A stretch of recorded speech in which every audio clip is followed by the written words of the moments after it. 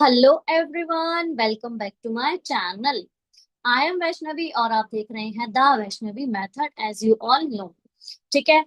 Last class में मैंने आपको प्रॉमिस किया था कि मैं थॉर्नडाइक की trial and error learning theory बहुत ही जल्द लेकर आऊंगी। तो हियर वी आर। मैं थॉर्नडाइक की trial and error learning theory लेकर आ गई हूँ, जो कि सीटेट वालों के लिए बहुत ही ज्यादा इम्पोर्टेंट है। इस थ्योरी से बहुत अच्छे अच्छे क्वेश्चंस बनते हैं। वन बाय वन ये थ्योरी कंप्लीट करते हैं, अच्छे से इस थ्योरी को पढ़ते हैं। ठीक है। वीडियो स्टार्ट करने से पहले चैनल को सब्सक्राइब करना और बेल आइकन को प्रेस करना तो बिल्कुल मत भूलना। चलो वीडियो को स्टार्ट करते हैं। आज हम पढ़ने जा रहे हैं थॉर्नडाइक की trial and error learning theory. ठीक है। और हम ये वीडियो इंग्लिश और हिंदी दोनों लैंग्वेजेस में रखने वाले हैं, ताकि आप लोगों को कोई भी प्रॉब्लम ना हो। ठीक है। चलो फर्स्ट स्लाइड देखते हैं, फर्स्ट स्लाइड क्या है। और ये है हमारे थॉर्नडाइक जी, जिनका पूरा नाम है ई एल थॉर्नडाइक। ई एल थॉर्नडाइक। ठीक है। ये है उनकी पिक्चर। चलो फर्स्ट स्लाइड देखते हैं, फर्स्ट स्लाइड क्या है। Here is the first slide. देखो, E.L. Thorndike is known as father of educational psychology। सबसे पहले हम पढ़ते हैं E.L. थॉर्नडाइक का पूरा नाम क्या है। E.L. थॉर्नडाइक का पूरा नाम है एडवर्ड ली थॉर्नडाइक। ये क्वेश्चन भी बन जाता है कि E.L. थॉर्नडाइक का पूरा नाम बताइए। एडवर्ड ली थॉर्नडाइक। ठीक है। इनको फादर ऑफ एजुकेशनल साइकोलॉजी के नाम से भी जाना जाता है। मनोविज्ञान का जनक कहा जाता है ई एल थॉर्नडाइक को। हिंदी वालों के लिए भी नीचे स्टेटमेंट हिंदी में लिखी है, आप पढ़ सकते हो। ई एल थॉर्नडाइक को शैक्षिक मनोविज्ञान का जनक कहा जाता है। ठीक है। सेकंड पॉइंट क्या है, second is he is a behaviourist. E L Thorndike जो है वो एक व्यवहारवादी है। ये उनके बारे में हम थोड़ी सी नॉलेज पढ़ रहे हैं कि ईएल थॉर्नडाइक जो है वो है कौन। एक्चुअली वो एक व्यवहारवादी है। उनको शैक्षिक मनोविज्ञान का जनक कहा जाता है। और जो थ्योरी हम पढ़ रहे हैं उसका एक दूसरा नाम है एस आर बॉन्ड थ्योरी। जो ट्रायल और एरर लर्निंग थ्योरी हम पढ़ रहे हैं उसका एक दूसरा नाम है S R bond theory. S का मतलब होता है यहाँ पे स्टिमुलस, और आर का मतलब होता है यहाँ पे response. Mean stimulus response bond theory भी इस थ्योरी को कहा जाता है। आई होप समझ आया होगा। चलते हैं नेक्स्ट स्लाइड पे। अब देखो जी, ये आ गई हमारी दूसरी स्लाइड। इसमें क्या है, he did experiment on animal intelligence. जो हमारे थॉर्नडाइक हैं, ई एल थॉर्नडाइक हैं, उनकी थ्योरी में एक्चुअली है क्या। उनकी थ्योरी में उन्होंने एनिमल इंटेलिजेंस पे काम किया है। ठीक है। एनिमल इंटेलिजेंस मतलब पशु बुद्धि, जानवर बुद्धि पे उन्होंने काम किया है अपनी थ्योरी में। इसीलिए उनकी थ्योरी में उन्होंने जानवर बुद्धि के ऊपर काम किया है, इसीलिए उनका दूसरा नाम क्या पड़ गया, फादर ऑफ एनिमल साइकोलॉजी। पशु मनोविज्ञान का जनक भी ई एल थॉर्नडाइक को कहा जाता है। अब उनके दो अलग अलग नाम कौन से हो गए, पहले तो फादर ऑफ एजुकेशनल साइकोलॉजी और दूसरा क्या हो गया, father of animal psychology is also known as E L Thorndike. समझ आया। ठीक है। अब एक क्वेश्चन आता है यहाँ पे, on which animal he did experiment. उन्होंने किस जानवर पर अपना प्रयोग किया, किस जानवर पर एक्सपेरिमेंट किया। ये तो समझ आ गया, उन्होंने जानवर बुद्धि पे काम किया है। बट उन्होंने अपने एक्सपेरिमेंट में कौन से जानवर को लिया, वो है कैट, बिल्ली। उन्होंने अपने एक्सपेरिमेंट में बिल्ली को लिया था, बिल्ली पे उन्होंने एक्सपेरिमेंट किया था। ठीक है। ओके। अब यह other names of this theory are. Means अभी जो थ्योरी हम पढ़ रहे हैं उसका नाम हमने क्या लिया था, Thorndike trial and error learning theory. अब इसी थ्योरी को और अलग अलग नामों से जाना जाता है, और एग्जाम में डायरेक्ट क्वेश्चन बनता है, ये नाम दे देंगे आपको और पूछेंगे कि ये थ्योरी किसने दी है। तो ये नाम पढ़ने बहुत जरूरी है। देखो, सबसे पहला नाम हम पढ़ चुके हैं, S R bond theory, stimulus response bond theory, pain and pleasure theory, दर्द और खुशी का सिद्धांत। ठीक है। तीसरा नाम क्या है, बॉन्ड एंड कनेक्शन थ्योरी, बंधन और कनेक्शन का सिद्धांत। ये नाम आपको याद रखने जरूरी है, बिकॉज इस थ्योरी से डायरेक्ट क्वेश्चन बनता। आई होप यहाँ तक समझ आया होगा। आगे चलते हैं और थ्योरी स्टार्ट करते हैं कि थ्योरी में है क्या। अभी तक जो हमने पढ़ा वो था थॉर्नडाइक के बारे में। अब थ्योरी के बारे में पढ़ते हैं कि थ्योरी क्या है। चलो, here is the experiment. Experiment पढ़ने जा रहे हैं कि थॉर्नडाइक ने एक्सपेरिमेंट क्या दिया था। देखो, cat was put in to the puzzle box. उन्होंने कैट पे एक्सपेरिमेंट किया था। अब एक्सपेरिमेंट क्या था, कैट को ना एक पजल बॉक्स में, एक डब्बे में बंद कर दिया था। ठीक है, डब्बे में बंद कर दिया। और उसके बाद food was put outside the puzzle box. उसके बाद कैट को फिश बहुत पसंद है। तो थॉर्नडाइक जी ने क्या करा, कैट को एक डब्बे में बंद करके, देखो मैं आपको डायग्राम दिखाती हूँ, डायग्राम से समझ आएगा।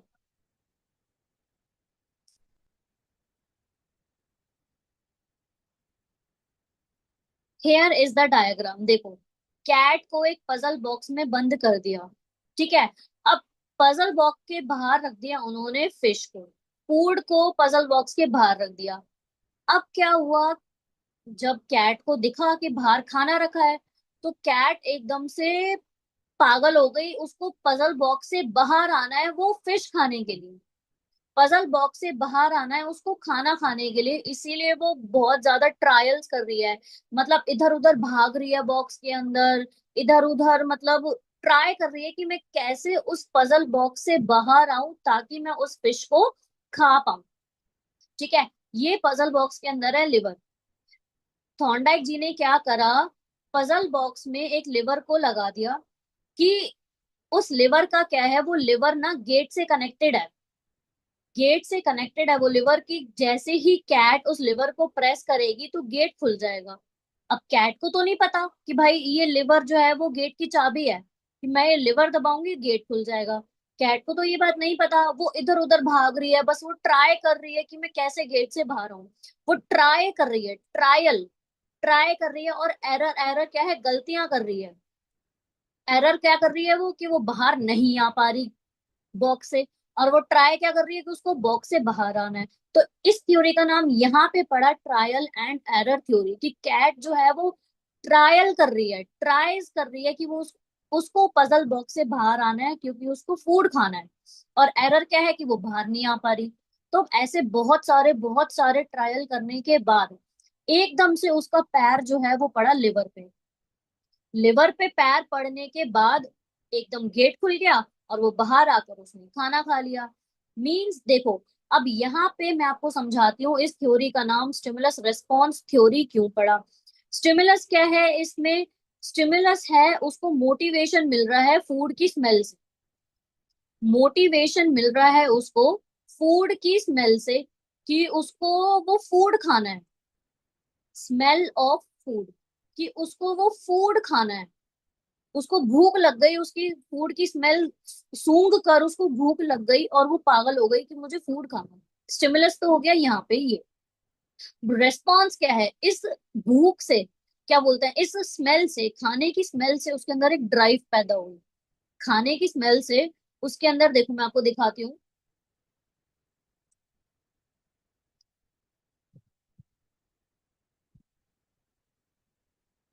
देखो, खाने की स्मेल से ना उसके अंदर एक ड्राइव पैदा हुई। ड्राइव क्या है, हंगर। वो बस उसको गेट से बाहर इसलिए आना था क्योंकि उसको भूख लग गई, वो स्मेल सूंघ कर खाने की। वो ड्राइव आ गई उसके अंदर कि मुझे खाना खाना है वो। ठीक है। अब उस ड्राइव की वजह से उसके अंदर रेस्पॉन्स क्या आया, रेस्पॉन्स आया रैंडम ट्राइज, कि वो बहुत ट्राई करे जा रही है अलग अलग तरीके से, वो इधर उधर हो रही है पजल बॉक्स के अंदर, कि उसको बस बाहर आना है कैसे भी करके, और उसको वो खाना खाना है। समझ आया। ये हो गया रिस्पॉन्स। स्टिमुलस था कि स्मेल ऑफ फूड। स्टिमुलस, उसके अंदर ड्राइव किसने पैदा करी, स्मेल ने, खाने की स्मेल ने उसके अंदर एक ड्राइव पैदा कर दी कि उसको बाहर आना है और वो खाना खाना है। और रेस्पॉन्स क्या है, रेस्पॉन्स है वो ट्राइज कर रही है, अनलिमिटेड ट्राइज कर रही है कि बस वो कैसे करके बाहर आ जाए। एकदम से उसका पैर जो है वो लिवर पे लग गया और गेट खुल गया, बाहर आके उसने खाना खा लिया। ये है पूरी थ्योरी कि एनिमल इंटेलिजेंस किस तरीके से काम करती है, कितने देर बाद काम करती है, और क्या रिस्पॉन्स होता है एनिमल इंटेलिजेंस का। ये थ्योरी जो है थॉर्नडाइक जी ने दी। आई होप आपको समझ आई होगी। बहुत इजी और बहुत छोटी सी थ्योरी है। आई होप आपको समझ आई होगी। अब आगे देखते हैं आगे क्या है। हाँ जी, अभी तक तो हमने पढ़ी थी थ्योरी, एक्सपेरिमेंट पढ़ा पूरा कि थॉर्नडाइक ने एक्सपेरिमेंट में आखिर दिया क्या। अब उन्होंने अपनी थ्योरी में कुछ लॉज दिए हैं, लर्निंग लॉज। उनकी थ्योरी में कुछ लॉज हैं, लर्निंग लॉज, जो बहुत ही ज्यादा फेमस हैं और बहुत ही ज्यादा इंपॉर्टेंट है। थ्योरी से क्वेश्चन बने ना बने, इन लॉज से क्वेश्चन जरूर बनता है। क्या लॉज? दो टाइप के लॉज दिए हैं। एक तो प्राइमरी लॉज ऑफ लर्निंग, सीखने में प्राथमिक नियम, सीखने के प्राथमिक नियम। और दूसरा है सेकेंडरी लॉज ऑफ लर्निंग, सीखने के माध्यमिक नियम। जो प्राइमरी लॉज हैं वो तो तीन हैं, और जो माध्यमिक लॉज हैं वो पांच हैं। इनमें से सबसे ज्यादा इंपॉर्टेंट है हमारे प्राइमरी लॉज, जिनसे क्वेश्चन बनता ही बनता है। एक से दो क्वेश्चन तो यहाँ से जरूर बनेंगे, चाहे वो सीटेट हो, चाहे वो डीएसएसबी हो, चाहे वो केवीएस हो। यहाँ से एक से दो क्वेश्चन तो जरूर ही बनेंगे। तो आपको ये प्राइमरी लॉज याद रखने जरूरी है, तीन लॉज जो हम अभी पढ़ने जा रहे हैं। देखो, here are the primary laws of learning. देखो, सीखने के प्राथमिक नियम, तीन नियम थे। पहला नियम कौन सा है इसमें से? लॉ ऑफ रेडीनेस, तत्परता का नियम। मीन्स आप अगर कुछ काम करने जा रहे हो, उसके लिए आपको पहले अपने आप को रेडी करना पड़ेगा। उसके लिए पहले अपने आप का मन बनाना पड़ेगा कि हाँ मुझे पढ़ने बैठना है। पढ़ने बैठ रहे हो तो उसके लिए आपको अपने आप मन बनाना पड़ेगा कि हाँ मुझे अब पढ़ने बैठना है, अपने आप को रेडी करना पड़ेगा पढ़ने के लिए। सबसे पहला इंपॉर्टेंट पॉइंट हो गया लॉ ऑफ रेडीनेस, ठीक है। सेकंड है लॉ ऑफ एक्सरसाइज, व्यायाम का नियम। मीन्स आपको एक्सरसाइज करनी बहुत जरूरी है। अपनी लाइफ में एक्सरसाइज बहुत जरूरी है, मोस्ट इंपॉर्टेंट है आपकी बॉडी को फिट रखने के लिए, आपके माइंड को रिलैक्स करने के लिए इंपॉर्टेंट है। और अब इस एक्सरसाइज में दो पॉइंट्स और आते हैं। एक है लॉ ऑफ यूज, कि आप किस तरीके से अपनी एक्सरसाइज को यूज कर रहे हो। और लॉ ऑफ डिसयूज, कि आप किस तरीके से अपनी एक्सरसाइज का मिस यूज कर रहे हो। ये एक्सरसाइज के अंदर दो पॉइंट्स आ गए, law of use and law of disuse, ठीक है। तीसरा पॉइंट क्या है? लॉ ऑफ इफेक्ट, प्रभाव का नियम। इसमें क्या है कि आपका मतलब आपके ऊपर किसी चीज का इफेक्ट कैसे पड़ रहा है। इसमें तीन पॉइंट्स आते हैं। तीन पॉइंट्स क्या है इसमें, ये देखते हैं। एक तो पॉजिटिव इम्पैक्ट है, कि आपके ऊपर किसी चीज का पॉजिटिव इम्पैक्ट पड़ा है। अगर आपके ऊपर पॉजिटिव इम्पैक्ट पड़ा है तो आप क्या करोगे? उस चीज को बार बार रिपीट करोगे। समझ आया? ऑब्वियसली अगर आपको कोई चीज अच्छी लगती है करने में तो आप वो बार बार ही करते हो ना, आप रिपीट करते हो उस काम को। तो यहाँ पे ऐसे ही है, आपको आपके ऊपर किसी चीज का पॉजिटिव इम्पैक्ट पड़ा है तो आप रिपीट कर रहे हो। उसके बाद आता है नेगेटिव इम्पैक्ट। अगर आपके ऊपर किसी चीज का नेगेटिव इम्पैक्ट पड़ रहा है तो आप रिपीट नहीं कर रहे हो उसको, डू नॉट रिपीट, ठीक है। ये हो गया एक तो। और थर्ड पॉइंट आपका क्या आता है यहाँ पे, देखो का satisfaction, satisfaction and annoyance, annoyance law. Satisfaction and annoyance law मतलब कुछ काम को करने के लिए आपके आपके ऊपर किसी काम का इफेक्ट जो है वो सेटिस्फैक्टरी में पड़ रहा है और अनोयंस में। मतलब आपको वो काम करके सेटिस्फैक्शन मिल रही है, या फिर आप गुस्सा आपको आ रहा है वो काम करके। सेटिस्फैक्शन जो होती है वो पॉजिटिव इम्पैक्ट में आती है, अनोयंस जो होता है वो नेगेटिव इम्पैक्ट में आता है। ये हो गए लॉ ऑफ इफेक्ट के अंदर तीन पार्ट्स। पॉजिटिव इम्पैक्ट, आपके ऊपर किसी चीज का पॉजिटिव इम्पैक्ट पड़ रहा है। नेगेटिव इम्पैक्ट, आपके ऊपर किसी चीज का नेगेटिव इम्पैक्ट पड़ रहा है। और सेटिस्फेक्शन और अनोयंस लॉ मतलब जिस जो काम आप कर रहे हो उससे आपको या तो सेटिस्फेक्शन मिलेगी या फिर अनोयंस मिलेगी। गुस्सा आएगा वो काम करके, गुस्सा आएगा तो आप वो काम दोबारा करोगे ही नहीं। In short negative impact. Satisfaction अच्छा लग रहा है तो मीन्स आप वो काम दोबारा करोगे, पॉजिटिव इम्पैक्ट। समझ आया? ये थे primary laws of learning by Thorndike. अब सेकेंडरी लॉज पढ़ते हैं। लॉज में क्या है देखो, here are the secondary laws of learning, सीखने के माध्यमिक नियम। ये 5 नियम होते हैं, एक एक करके पढ़ते हैं क्या है। पहला लॉ क्या है, लॉ ऑफ मल्टीपल रिस्पॉन्सेज, बहु प्रतिक्रिया का नियम। जैसे कैट थी, पजल बॉक्स के अंदर उसको बंद कर दिया, ठीक है, उसको कैसे भी करके उस बॉक्स से बाहर आना था, तो उसने क्या करा, उसने मल्टीपल रेस्पॉन्सेस किए, मल्टीपल ट्राइज किए, बार बारी वो बस ट्राई करे जा रही थी कि कैसे करके उस बॉक्स से बाहर आऊं। इस इसको बोलते हैं मल्टीपल रेस्पॉन्स, बहु प्रतिक्रिया। समझ आया। नेक्स्ट लॉ क्या है, लॉ ऑफ सेट और एटीट्यूड, सेट और दृष्टिकोण का नियम, मीन्स बिलीव। आपका माइंडसेट क्या है, आप कौन सी चीज को किस तरीके से देखते हो, आप पॉजिटिव वे में लेके जाते हो उसको या नेगेटिव वे में लेके जाते हो, ये होता है हमारा बिलीव, एटीट्यूड, माइंडसेट। ठीक है, एक तो ये लॉ हो गया। नेक्स्ट क्या है, लॉ ऑफ पार्शियल एक्टिविटी, आंशिक गतिविधि का नियम। इसमें क्या है, इसमें ना लॉ ऑफ पार्शियल एक्टिविटी में आप क्या करते हो, आप किसी भी प्रॉब्लम को टुकड़ों में तोड़ देते हो, पार्ट्स में बांट लेते हो। ये आपकी प्रॉब्लम है, ठीक है। इस प्रॉब्लम को आपने क्या करा, आपने उसको पार्ट्स में बांट दिया, कि मतलब ये देखते हैं कि इसको सॉल्व कैसे किया जाए। पार्ट्स में बांटने के बाद उस प्रॉब्लम को आप क्या करते हो, सॉल्व करते हो। इससे क्या होता है, आपकी प्रॉब्लम थोड़ी इजीली सॉल्व हो जाती है, आपको समझ आता है स्टेप बाय स्टेप। आप पहले तो प्रॉब्लम को समझते हो, फिर स्टेप बाय स्टेप उसको सॉल्व करने की ट्राई करते हो कि सबसे पहले किस चीज को सॉल्व किया जाए, फिर किसको। मीन्स प्रॉब्लम को आप पार्ट्स में तोड़ते हो, पार्ट्स में तोड़ने के बाद फिर उसको सॉल्व करते हो। इसको बोलते हैं पार्शियल एक्टिविटी, आंशिक गतिविधि। समझ आया। नेक्स्ट लॉ क्या है, law of analogy and assimilation, सादृश्य, सादृश्य और आत्मसात का नियम। इसमें क्या है, इसमें ना आप अपनी नॉलेज के अंदर और नॉलेज ऐड करते हो।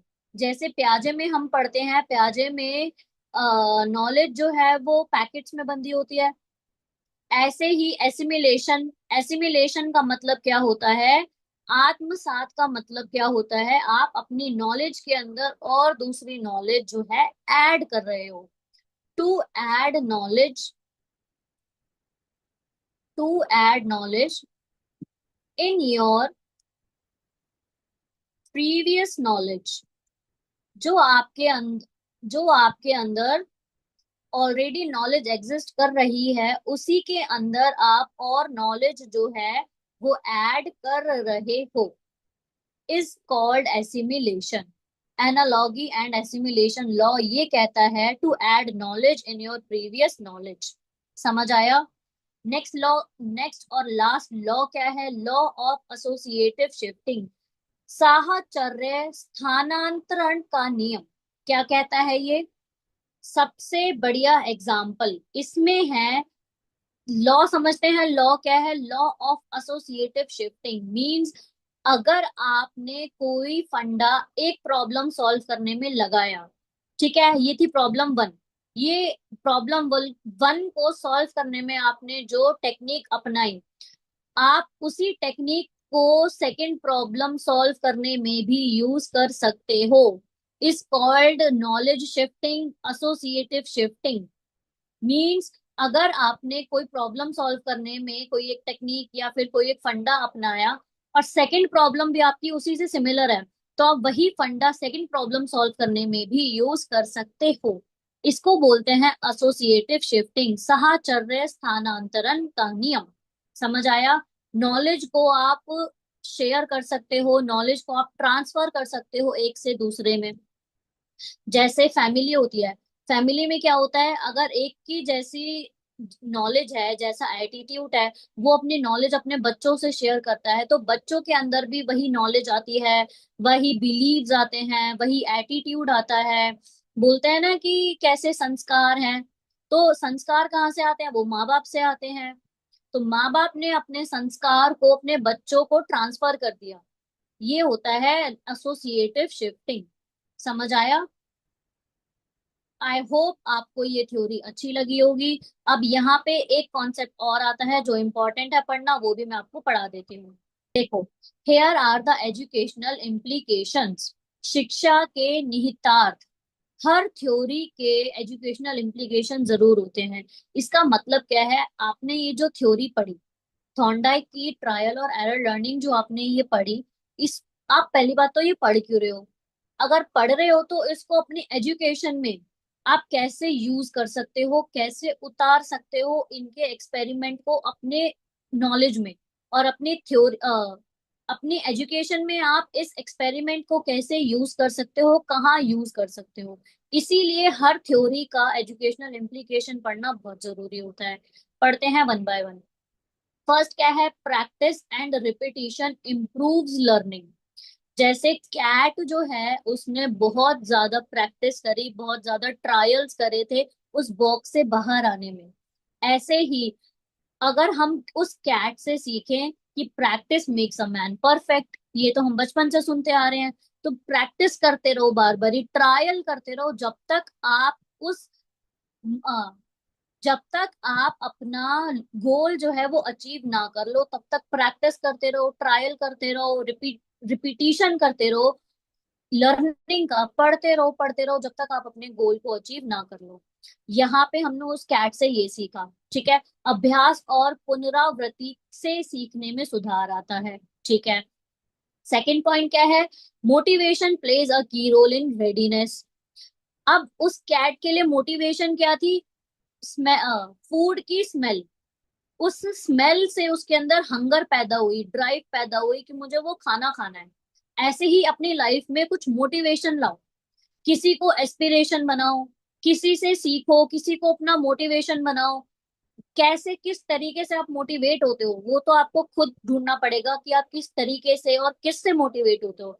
उसको अपने एस्पिरेशन बनाओ कि आपको बस पढ़ाई करनी है और मोटिवेटेड रहना है अपनी पढ़ाई के लिए, कि मुझे बस पढ़ाई करनी है और अपनी एक अच्छी सी जॉब लेनी है।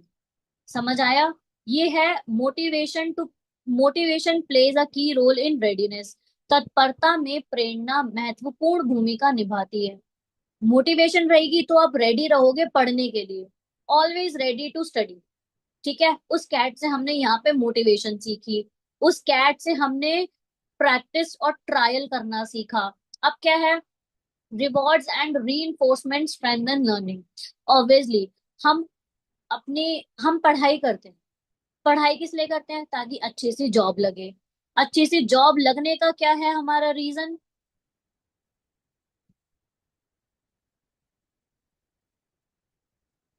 अच्छी सी जॉब लगने का हमारा रीजन क्या है? कि हमें अच्छी सैलरी मिले, हम अपने शौक पूरे कर सके, अपनी फैमिली को अच्छे से फाइनेंशियली सपोर्ट कर सके।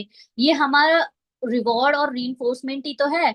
मीन हमारे पढ़ाई के पीछे एक रीजन छुपा हुआ है कि हमें पढ़ाई क्यों करनी है, क्योंकि हमें अच्छी नौकरी लेनी है, अच्छी सैलरी लेनी है, ठीक है।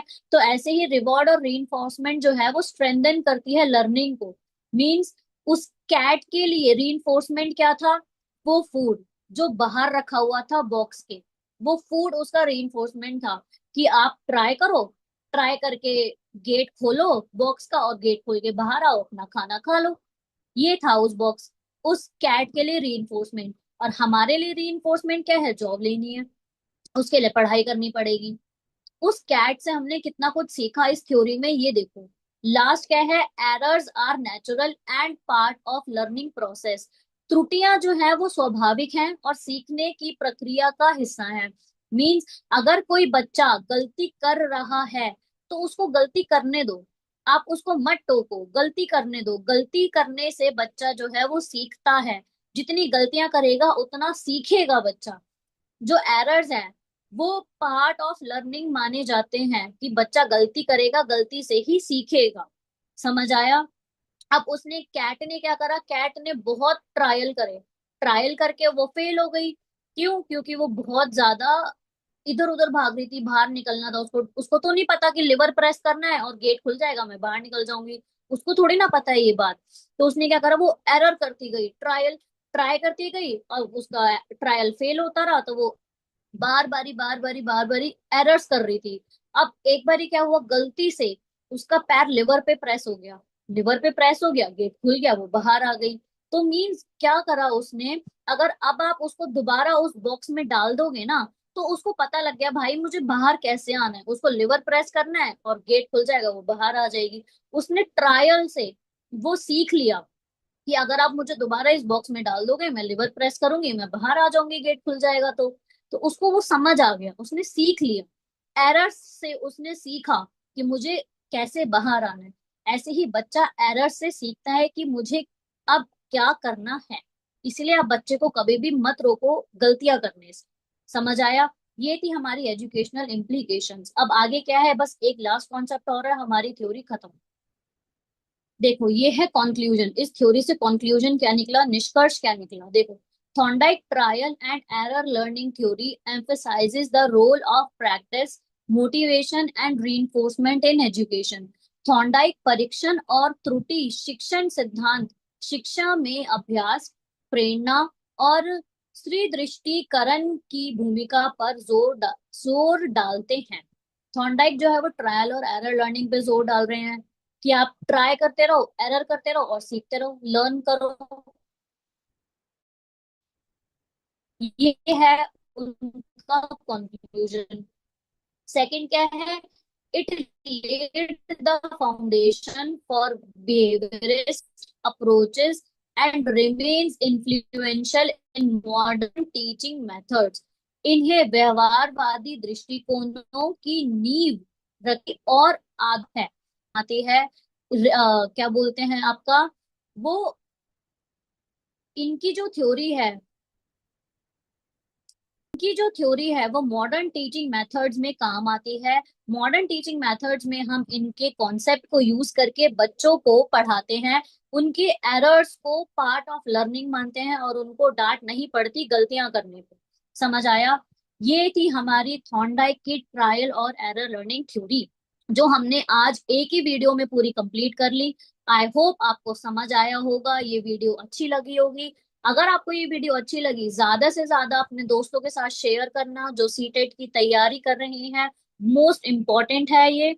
और वीडियो को लाइक शेयर कमेंट सब्सक्राइब जरूर करना। ठीक है, नेक्स्ट क्लास में हम इस थ्योरी के क्वेश्चंस को सॉल्व करेंगे जो कि प्रीवियस ईयर में पूछे गए हैं। तब तक के लिए do like share comment and subscribe to my YouTube channel which is the Vaishnavi method. Thanks for watching.